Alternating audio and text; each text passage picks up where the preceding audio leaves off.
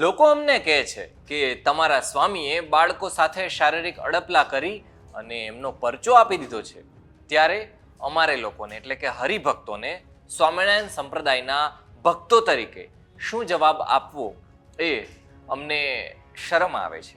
કારણ કે અમુક સ્વામિનારાયણ સંપ્રદાય સંસ્થાના સ્વામીઓ આ પ્રકારના અડપલા કરી અને પૂરા સંપ્રદાયને બદનામ કરે છે.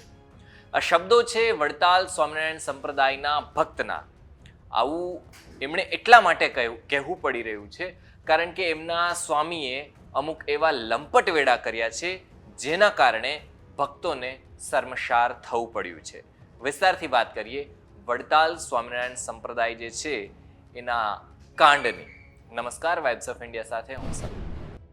વડતાલના સ્વામિનારાયણ મંદિરના હેઠળ આવેલા વાડી સ્વામિનારાયણ મંદિરના જૂના કોઠારી સ્વામી જગત પાવન સામે 2016માં એક છોકરી છે એના પર દુષ્કર્મ કરવાનો આક્ષેપ લાગ્યો છે. આના કારણે હરિભક્તોમાં ભારે રોષ જોવા મળી રહ્યો છે. હરિભક્તોનું એવું કહેવું છે કે આવા લંપટ સાધુઓના કારણે સ્વામિનારાયણ સંપ્રદાય અને વડતાલ ગાદી છે એ બદનામ થઈ રહી છે. વડતાલની વાત કરીએ તો એ ત્યાં સ્વામિનારાયણ સંપ્રદાયના હરિભક્તો છે એ વડોદરાથી, મુંબઈથી, સુરતથી, અમરેલી, ભાવનગર, ભરૂચથી બધેથી પહોંચ્યા હતા અને આવા લંપટ સાધુઓનો વિરોધ કર્યો હતો. વડતાલ વિસ્તારમાં અને વાડી મંદિરમાં સુરક્ષા છે એ કાયદો અને વ્યવસ્થા જળવાઈ રહે એટલા માટે વધારી દેવામાં આવી છે. કોઈ ઘર્ષણ ન થાય એટલા માટે પોલીસ જવાનો છે એ ત્યાં ખડે પગે મૂકી દેવામાં આવ્યા છે. જગત પાવનદાસ શાસ્ત્રી સામે ફરિયાદ કરવા આવી છું. વાડી સ્વામીના મંદિરમાં કોઠારી હતા. ફોનના માધ્યમથી એના પછી એમને ઘણી વોટ્સઅપ પર વાતચીત કરી, ચાલુ રાખી અને પછી ગિફ્ટ આપવાના બહાને જબરદસ્તી કર્યો. 2014થી મંદિર દર્શન કરવા જતા હતા અને 2016માં કોન્ટેક્ટ થયો હતો. એમને ઓલરેડી મારા પપ્પાનો નંબર લઈ ચૂક્યા હતા. રાત્રે 10:30ની આસપાસ મને ફોન કર્યો હતો. એ ટાઈમે મારી પાસે ફોન હતો અને મેં રિસીવ કર્યો તો કે હું જગત પાવનદાસ સ્વામી વાત કરું છું વાડી સ્વામીના મંદિરમાંથી.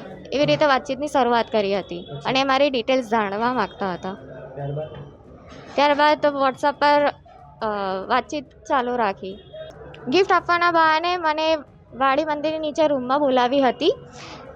ત્યારબાદ ત્યાં એમને જબરદસ્તી કર્યું. એના પછી એમને ઘણો ધમકીઓ આપી હતી કે તું કોઈને કહીશ તો હું દવા પી લઈશ, તારા પરિવારને જાનથી મારી નાખીશ, એવી ધમકી આપતા હતા. અને સ્વામીનું ગ્રુપ છે એમાં ગ્રુપ વિડીયો કોલ કરાવતા હતા, નૂડ ફોટો મોકલવાના અને વિડીયો કોલ પર ગંદી બતાવવાનું અને ગંદી વાતો કરવાની.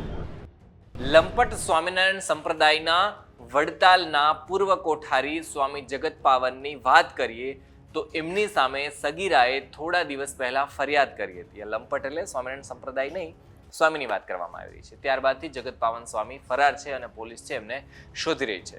હવે આ મામલે 2016માં શું થયું હતું એની વાત કરીએ તો ત્યારે થયું કંઈક એવું હતું કે સ્વામિનારાયણ સંપ્રદાયના વડતાલ ગાદીના જૂના કોઠારી છે જેપી એટલે કે જગત પાવન સ્વામી, એમણે પરિવારની એક દીકરી સાથે સંપર્કમાં આવ્યા હતા અને આ દીકરીની ઉંમર ત્યારે નાની હતી.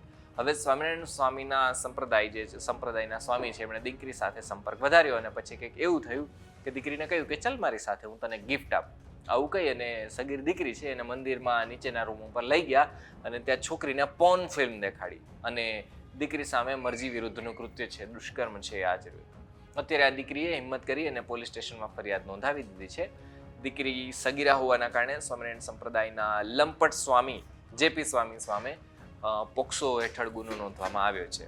હાલ જેપી સ્વામી ફરાર છે. પોલીસ હવે એમને ક્યારે પકડશે અને જનતા સામે રજૂ કરશે અથવા તો હરિભક્તો સામે રજૂ કરશે એ જોવાનું રહેશે.